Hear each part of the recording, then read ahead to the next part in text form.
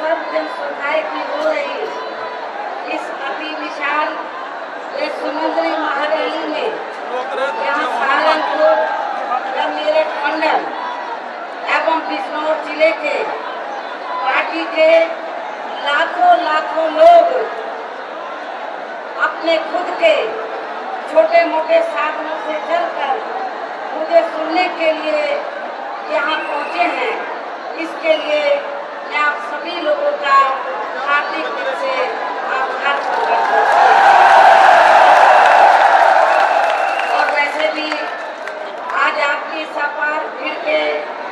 जोश व उत्साह को देखकर मुझे ये पूरा भरोसा हो गया है कि उत्तर प्रदेश में आगामी होने वाले विधानसभा चुनाव में अब बीजेपी और सपा की अंदरूनी मिली भगत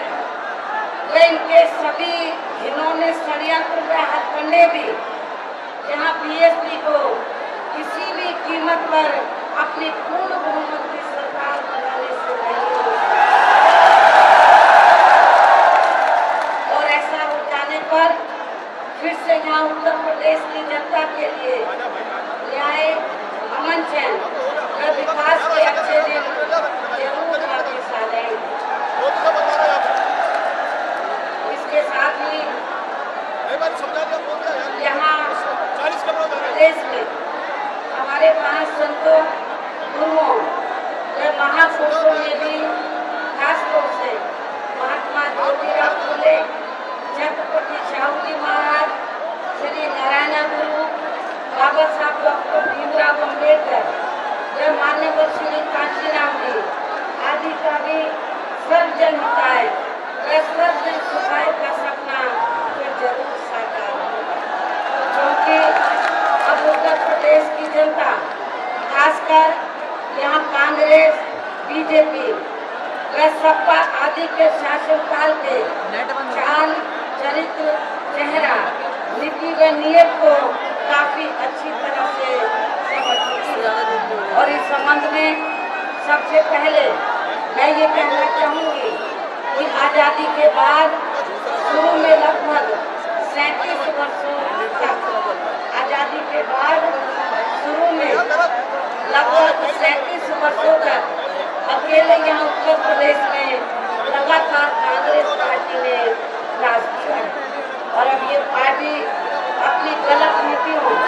या गलत कार्यशैली की वजह से काफी वर्षों पहले उत्तर प्रदेश की सत्ता से और अब पिछले कुछ समय से केंद्र की सत्ता से भी बाहर हो चुकी है।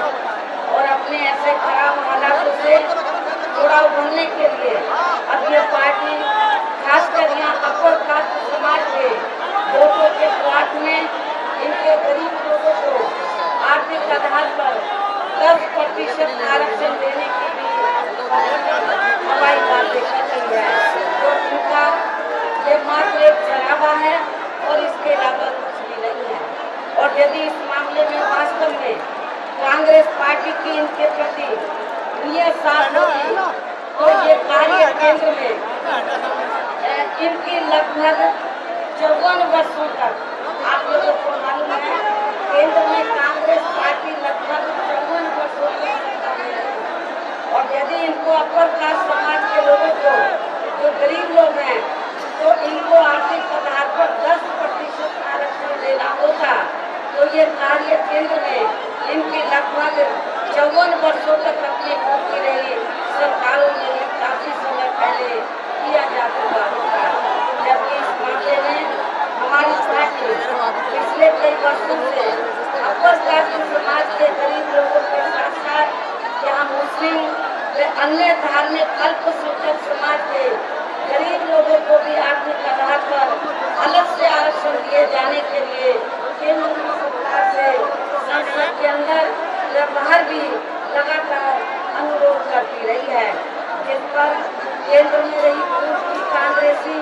व वर्तमान भाजपा सरकार ने भी अभी तक इसका कोई भी संज्ञान नहीं किया है। और अभी इसी शुरुआत में कांग्रेस पार्टी ने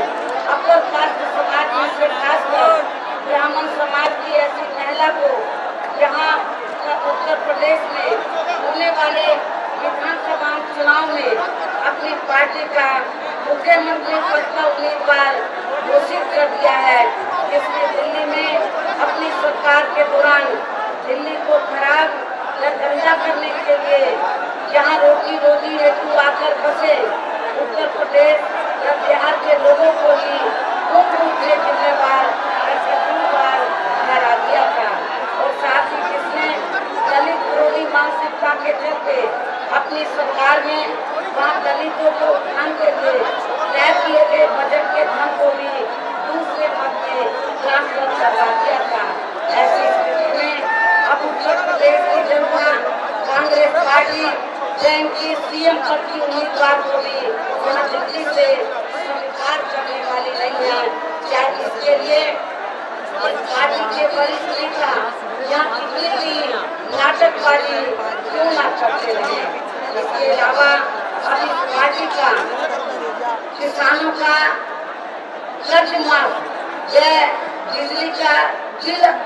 हाथ की ली, ये बात जल्दी से यहाँ की जनता के गले के नीचे से उतरने वाली नहीं, जिसने आज तक देश के अपने किसी भी कांग्रेस शासित राज्य में ऐसा कुछ भी करके नहीं दिखाया है। इसके साथ ही जहाँ तक कांग्रेस पार्टी द्वारा केंद्र में रही इनकी सरकार के दौरान देश के किसानों का लगभग 70,000 करोड़ रुपए माफ करने का मामला है, तो इस संबंध में भी मेरा ये कहना है, ये कर्जा देश में अधिकांश यहाँ एयर कंडीशन में बैठने वाले उन बड़े बड़े किसानों का ही माफ किया गया है, जिन्होंने केवल बैंकों से ही कर्जा लिया है और साथ ही जिन्होंने एक दिन भी अपने खेतों में जाकर नहीं देखा है। इस सरकार ने यहाँ देश के उन छोटे व मध्यम किसानों का कर्जा माफ नहीं किया गया है, जिन्होंने अपने क्षेत्रों के ही बड़े बड़े साहूकारों व जमींदारों से कर्जा लिया है और जिनकी तादाद पूरे देश में लगभग 80% है। लेकिन यहाँ उत्तर प्रदेश में ऐसे गरीब किसानों की हमारी पार्टी की सरकार जरूर मदद करेगी। जब हमारी पार्टी सत्ता में आएगी तो ऐसे गरीब किसानों को हमारी पार्टी की सरकार जरूर मदद करेगी। ऐसी स्थिति में मुझे ये पूरा भरोसा है कि अब उत्तर प्रदेश के किसान जब बिजली उपभोक्ता भी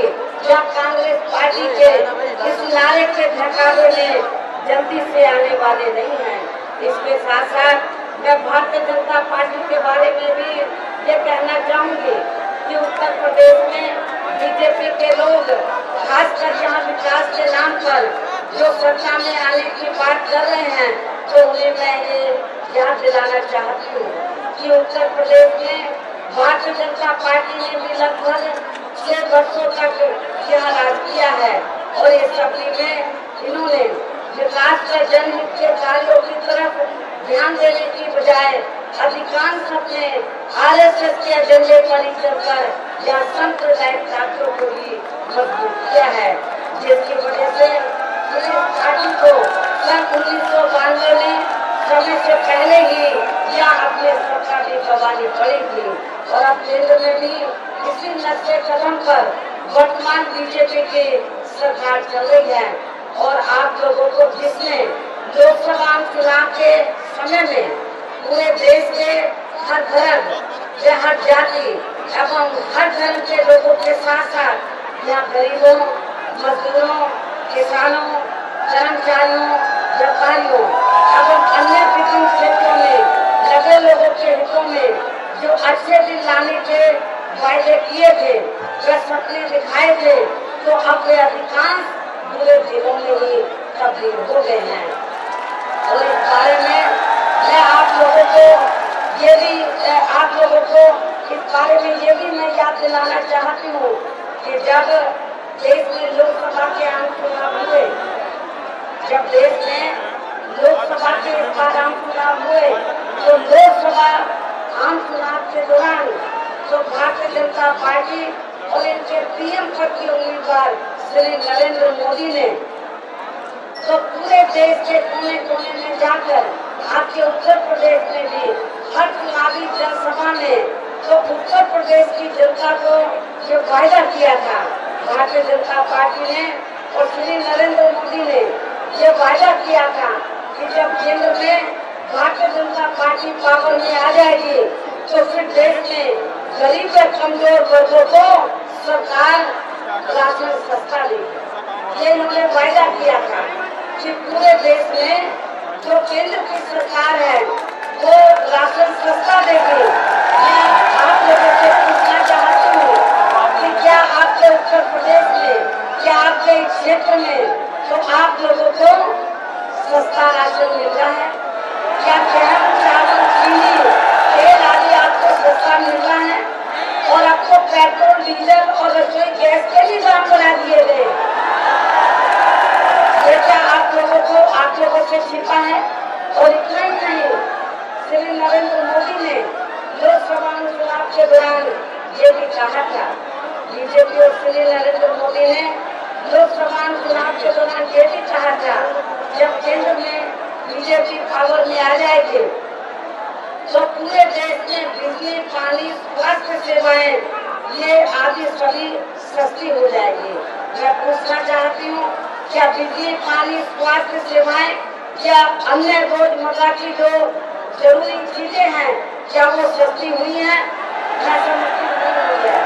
मैं आप लोगों से पूछना चाहती हूँ, इन्होंने ये भी कहा था कि पूरे देश में बिजली 24 घंटे मिलेगी।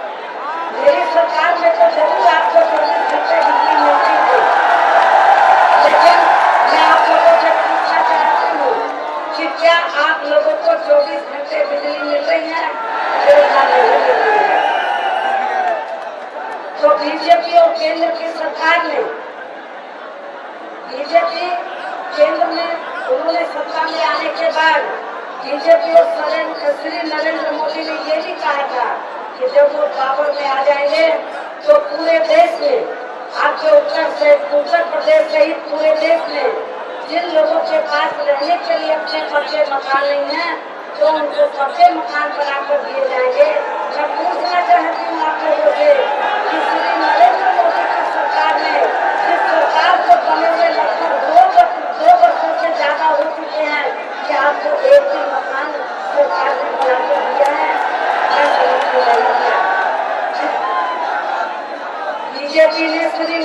नरेंद्र मोदी ने ये भी कहा था कि केंद्र की सत्ता में आने के बाद तो पूरे देश में गरीबी और महंगाई कम हो जाएगी। मैं पूछना चाहती हूँ, क्या गरीबी और महंगाई कम हुई है आपके उत्तर प्रदेश में? नहीं हुई है। श्री नरेंद्र मोदी ने ये भी कहा था कि केंद्र की सत्ता में आने के बाद पूरे देश में जो नवयुवक हैं, जो बेरोजगार लोग हैं, वो बेरोजगार नहीं रहेंगे। क्या किसी को रोजगार मिला इस सरकार में? किसानों को भी कहा था बीजेपी और श्री नरेंद्र मोदी ने, किसानों के बारे में भी कहा था जब केंद्र में बीजेपी पावर में आ जाएगी तो किसानों को खेती करने के लिए जो सुविधाएं हैं वो सस्ती मिलेगी और उनकी आय 2 गुनी कर दी जाएगी। मैं पूछना चाहती हूँ, क्या किसानों को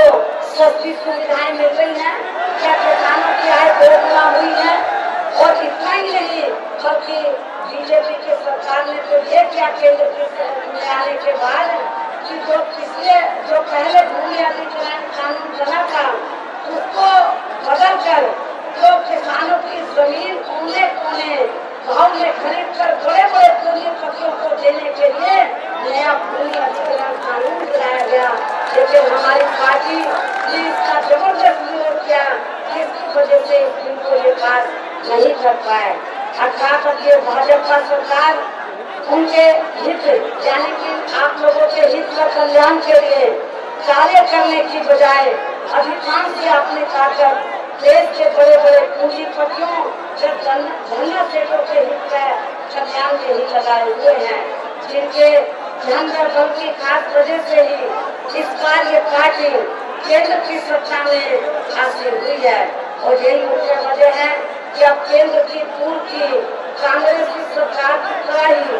वर्तमान भाजपा सरकार भी देश बड़े बड़े पूंजीपतियों व धनना सेठों का लाखों करोड़ों रुपयों का सरकारी बैंकों से लिया गया कर्ज बहुत ही आसानी से माफ कर देती है, जिनका तो बड़े बड़े पूंजीपति और धनना सेठ है। जबकि वही दूसरी तरफ अपने परिवार का जीवन यापन करने के लिए बैंक से लाख 2 लाख रुपए जैसी छोटी धनराशि का कर्ज लेने वाले छोटे किसानों व छोटे कारोबारी लोगों को कर्ज वसूली के लिए इतना ज्यादा परेशान किया जाता है कि फिर वे अधिकांश अपनी आत्महत्या करने तक भी मजबूर हो जाते हैं। और इसके लिए केंद्र में रही पूर्व की कांग्रेसी व वर्तमान भाजपा सरकार भी बराबर की कसूरवार व जिम्मेवार है। इसके साथ ही केंद्र की वर्तमान सरकार ने देश में जनहित के नाम पर खासकर जनधन व पेंशन एवं बीमा आदि की जो भी योजनाएं अभी तक शुरू की हैं, तो उनसे भी अधिकांश या अप्रत्यक्ष रूप से देश के बड़े बड़े धनना क्षेत्रों को ही फायदा मिल रहा है। इसके साथ ही देश में करोड़ों अरबों की लागत से बन रही बुलेट ट्रेन जो केवल मुंबई से गुजरात के अहमदाबाद शहर तक ही चलाई जाएगी, तो उसमें भी अधिकांश यहाँ बीजेपी श्री नरेंद्र मोदी के बड़े बड़े पूंजीपति धनना सेठ लोग ही सफर करने वाले हैं। जबकि इस पर खर्च किए जा रहे इतने ही धन से देश में गरीब लोगों के लिए कई और नई ट्रेनें भी चलाई जा सकती थी। और अभी इसी मानसिकता के चलते अभी हाल ही में जिन ट्रेनों में यात्रियों का किराया बढ़ा गया है, तो उसमें इन्होंने फर्स्ट एसी जिससे अधिकांश अमीर व धनवान लोग ही सफर करते हैं, तो उसका किराया इन्होंने नहीं बढ़ाया है, बल्कि उसके नीचे के सभी दर्जों का किराया बढ़ा दिया गया है, जिसमें ज्यादातर देश के गरीब व मध्यम वर्ग के लोग ही सफर करते हैं। और इतना ही नहीं, बल्कि देश की अर्थव्यवस्था की विकास दर का भी लाभ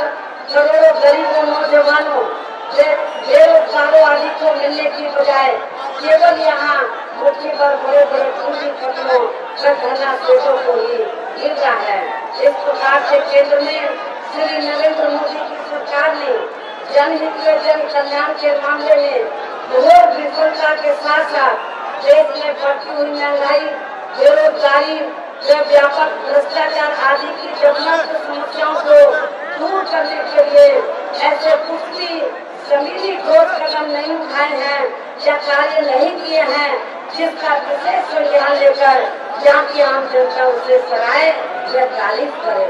इसके साथ ही आप लोगों को ये भी मालूम है कि जब देश में इस बार लोकसभा का चुनाव हो रहा था, तो लोकसभा चुनाव के दौरान बीजेपी और इनके पीएम पद के उम्मीदवार श्री नरेंद्र मोदी ने जगह जगह जाकर के कहा था पूरे देश में दौरे करे हैं कि अपने देश का काला धन जो विदेशों में जमा है, तो जब केंद्र में बीजेपी पावर में आ जाएगी, तो काले धन को 2 दिनों के अंदर वापस लाकर इस देश में हर परिवार में मान लीजिए 5 लोग गरीब हैं, तो 5 लोगों को 15 से 20 लाख के हिसाब से उनको प्रत्येक मेंबर को दिया जाएगा। ये भी इन्होंने वायदा किया था। लेकिन मैं आप लोगों से पूछना चाहती हूँ, क्या एक फूटी कोड़ी भी आप लोगों को मिली है? ऐसा नहीं मिली है। 18 दिन का ये खास चुनावी वायदा भी पूरी तरह से खोखला ही साबित हुआ है। और अब तो अपने देश में भी काला धन रखने वाले लोगों को उसे सफेद करने के लिए पूर्व की कांग्रेसी सरकार की तरह ही वर्तमान केंद्र की भाजपा सरकार में भी विशेष व्यवस्था कर दी गई है। इसके अलावा वर्तमान केंद्र की भाजपा सरकार ने भ्रष्टाचार के उजागर होने वाले खासकर दलित मोदी व मध्य प्रदेश का व्यापक घोटाला तथा विजय माल्या एवं छत्तीसगढ़ व महाराष्ट्र स्टेट की भाजपा सरकार के हुए घोटाले आदि ये सभी साबित करते हैं कि बीजेपी में भी कांग्रेस पार्टी की तरह भ्रष्टाचार की जड़ें काफी ज्यादा गहरी है। और इतना ही नहीं बल्कि देश में खासकर दलितों, आदिवासियों एवं अन्य पिछड़े वर्गों के लोगों को बाबा साहब डॉक्टर अम्बेडकर के अथक प्रयासों के कारण इन्हें भारतीय संविधान में आरक्षण व अन्य और जो भी जरूरी सुविधाएं मिली हैं, तो उन्हें भी अब वर्तमान केंद्र की भाजपा सरकार ने आरएसएस के एजेंडे के मुताबिक चलकर इनकी समीक्षा करने की आड़ में इन्हें प्रभावी व खत्म करने का भी पूरा प्रयास किया जा रहा है। और इसके साथ ही इन वर्गों को सरकारी नौकरियों में मिले पदोन्नति में आरक्षण को भी अब निष्प्रभावी करा दिया गया है। और इस बारे में यहाँ मैं आप लोगों को ये बताना चाहूंगी कि जब केंद्र में कांग्रेस पार्टी के नेतृत्व में सरकार चल रही थी, तो उस दौरान केंद्र की कांग्रेस पार्टी की सरकार के दौरान जो माननीय सुप्रीम कोर्ट ने जो पदोन्नति में आरक्षण का मामला कुछ लोग इसके खिलाफ गए, तो लोअर कोर्ट से के बाद जो पदोन्नति में आरक्षण के खिलाफ थे वो लोग फिर माननीय सुप्रीम कोर्ट ले गए। लेकिन सुप्रीम कोर्ट ने उस समय केंद्र की कांग्रेस पार्टी की सरकार को भी उन्होंने पार्टी बनाया था। लेकिन दुख की बात यह है कि उस समय केंद्र की कांग्रेस पार्टी की सरकार ने तो पदोन्नति में आरक्षण के मामले में माननीय सुप्रीम कोर्ट ने सही पहलवी नहीं की, अच्छे वकील नहीं किए, जिसके कारण माननीय सुप्रीम कोर्ट ने आपके पदोन्नति में आरक्षण में कुछ ऐसी शर्तें डाली जिससे आपका पदोन्नति में आरक्षण का जो मामला था ये पूरे तौर से निष्प्रभावी बन गया। तो उसके बाद फिर हमारी पार्टी ने इस मामले को काफी गंभीरता से लिया और इसको संसद के दोनों सदन में पिछली कांग्रेसी सरकार के समय में पार्लियामेंट के दोनों सदन में इस मामले को जोरदार तरीके से हमारी पार्टी ने उठाया। राज्यसभा में काफी इसके लिए संघर्ष किया गया, तब जाकर जो पार्लियामेंट के अंदर राज्यसभा में जो संवैधानिक संशोधन विधेयक पास हो गया, पदोन्नति में जो आरक्षण जो प्रभावी हो गया था इसको प्रभावी बनाने के लिए, लेकिन लोकसभा में कांग्रेस, बीजेपी व अन्य विरोधी पार्टियों की मिली भगत के कारण ये बिल पास नहीं हो सका। और इतना ही नहीं, अब केंद्र में बीजेपी के नेतृत्व में सरकार चल रही है, लेकिन दूसरी बात यह है कि वर्तमान केंद्र की भाजपा सरकार ने भी इस मामले को ठंडे बरते में डाला हुआ। और इतना ही नहीं, बल्कि इन वर्गों का जो आरक्षण का कोटा है तो वो भी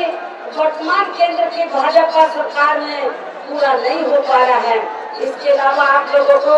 ये भी मालूम है कि जब से केंद्र में बीजेपी के नेतृत्व में सरकार बनी है, तो तब से केंद्र में भारतीय जनता पार्टी की सरकार ने अपनी सरकार के जो बड़े बड़े कार्य हैं तो वो प्राइवेट सेक्टर को दे। और आप लोगों को ये भी मालूम है कि प्राइवेट सेक्टर में आरक्षण नहीं, और प्राइवेट सेक्टर को देने की वजह से आपका जो आरक्षण जो आपको थोड़ा घना मिल रहा था तो वो भी अच्छा हो। इस प्रकार से भारतीय जनता पार्टी की सरकार ने केंद्र में तो प्राइवेट सेक्टर को बढ़ावा देकर आपके आरक्षण को भी कम करने का एक प्लान बनाया हुआ है। और इन सब से भी इनकी दलित आदिवासी एवं अन्य पिछड़ा वर्गों की मानसिकता साफ हो रही है। इसके साथ ही देश में खासकर भाजपा शासित राज्यों में तो इन वर्गों के प्रति इनकी हीन व जातिवादी मानसिकता के कारण अब इनका हर स्तर पर काफी ज्यादा शोषण हो रहा है। और इस मामले में दलित छात्र रोहित वेमुला खान, गुजरात का दलित मुला खान, जहाँ आज के उत्तर प्रदेश का भी दया शंकर सिंह कांड आदि इसके हाथ डाला जाए। ऐसे हालातों में वर्तमान केंद्र की भाजपा सरकार ने इन वर्गों के मसीहा बाबा साहब डॉक्टर अम्बेडकर के जीवन से जुड़े कुछ स्थानों को स्मारक या संग्रहालय आदि में परिवर्तित करने की मात्र घोषणा किए जाने से या कुछ मौकों पर कांग्रेस पार्टी की तरह दलितों या पिछड़ों के घरों में जाकर उनका खाना आदि खाने से भी इनके समाज का पिछड़ापन और सामाजिक उत्पीड़न खत्म होने वाला नहीं है। और अब इन वर्गों के लोग अपने समाज पर आए दिन हो रहे अन्याय, अत्याचार, जातिवादी व्यवहार एवं सरकारी भेदभाव और उपेक्षा आदि से काफी ज्यादा दुखी और चिंतित भी है। और इन सब मामलों में अब ये लोग भारतीय जनता पार्टी के प्रधानमंत्री श्री नरेंद्र मोदी की केवल सहानुभूति या हमदर्दी नहीं चाहते हैं, बल्कि इसके साथ साथ इनके जो मुख्य दोषी लोगों के खिलाफ समय से ठोस कानूनी कार्रवाई भी सुनिश्चित होते हुए देखना चाहते हैं। अर्थात अब ये लोग अपने आत्मसम्मान व स्वाभिमान के साथ साथ संविधान में खासकर समानता, बराबरी, आरक्षण आदि के जो भी इन्हें कानूनी अधिकार मिले हैं, तो उनको अब ये लोग वास्तव में या जमीनी हकीकत में लागू होते हुए देखना चाहते हैं, जिसमें अभी तक भी इन वर्गों के लोगों को